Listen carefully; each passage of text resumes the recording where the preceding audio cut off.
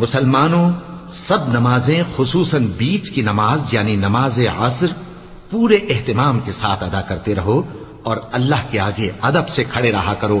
پھر اگر تم خوف کی حالت میں ہو تو پیادے یا سوار جس حال میں ہو نماز پڑھ لو.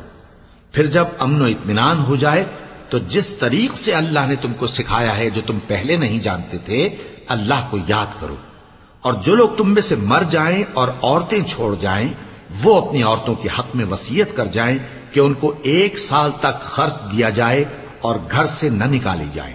ہاں اگر وہ خود گھر سے چلی جائیں اور اپنے حق میں پسندیدہ کام یعنی نکاح کر لیں تو تم پر کچھ گناہ نہیں. اور اللہ زبردست ہے، حکمت والا ہے. اور مطلقہ عورتوں کو بھی دستور کے مطابق نان و نفقہ دینا چاہیے. پرہیزگاروں پر یہ بھی حق ہے.